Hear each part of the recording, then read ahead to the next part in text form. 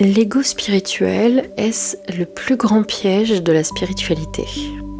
Bonjour et bienvenue sur la chaîne. Aujourd'hui, j'aimerais aborder avec toi un sujet qui me tient particulièrement à cœur, l'ego spirituel.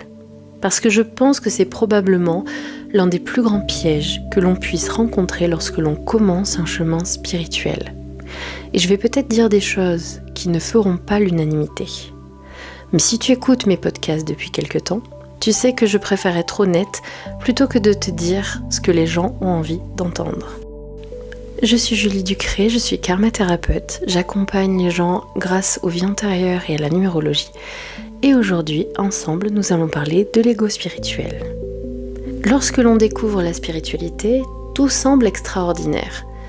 On découvre les synchronicités, le karma, les vies antérieures, les énergies, les pierres, les chakras, les guides, etc. Et c'est normal, c'est un univers passionnant.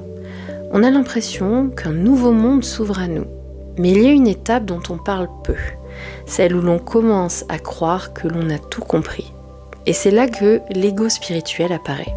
Je crois sincèrement que nous sommes nombreux à passer par cette étape.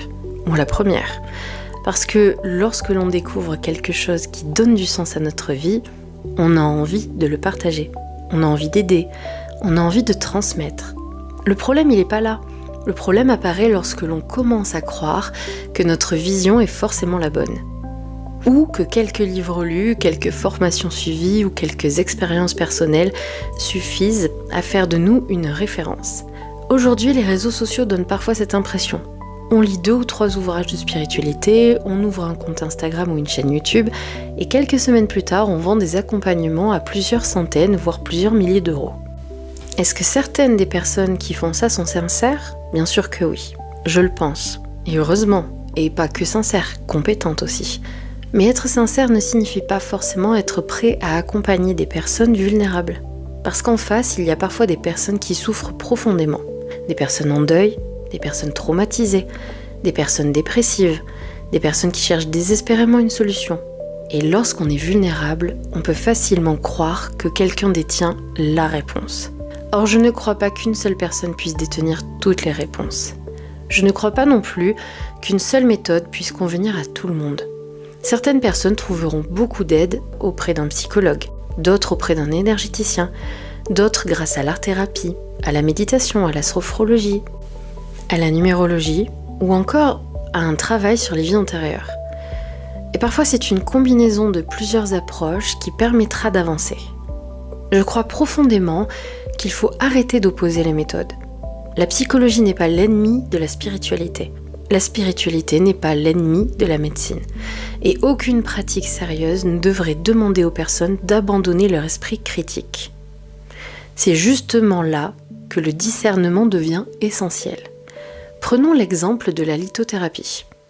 J'aime les pierres. J'adore utiliser des pierres. Et je pense qu'elles peuvent être de merveilleux supports. Mais je refuse de croire que ma journée sera forcément mauvaise si j'ai oublié mon obsidienne à la maison. Je refuse de croire que je ne pourrai plus dormir si je n'ai pas ma célestine sur ma table de nuit.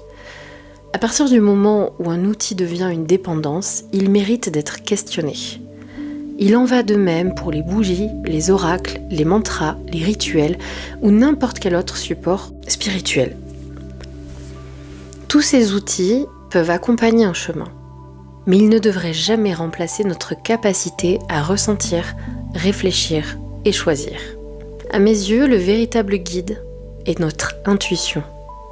Et paradoxalement, plus on accumule les croyances, plus on risque parfois de ne pas entendre cette intuition.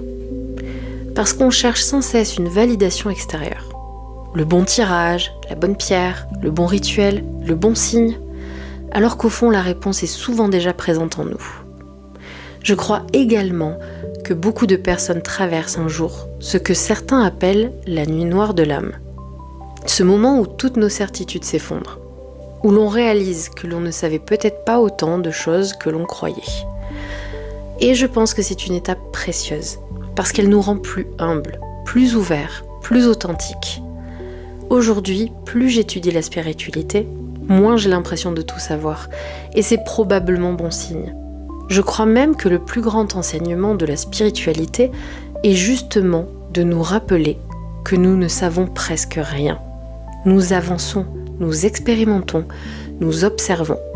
Nous faisons de notre mieux avec ce que nous comprenons aujourd'hui. Et demain peut-être que notre compréhension évoluera encore. Alors si je pouvais te laisser avec une seule idée aujourd'hui, ce serait celle-ci. Ne donne jamais ton pouvoir à quelqu'un d'autre. Écoute les personnes qui t'inspirent. Lis, expérimente, questionne, teste, mais garde toujours ton discernement. Personne ne vivra ta vie à ta place. Personne ne pourra ressentir ce que ton intuition te murmure.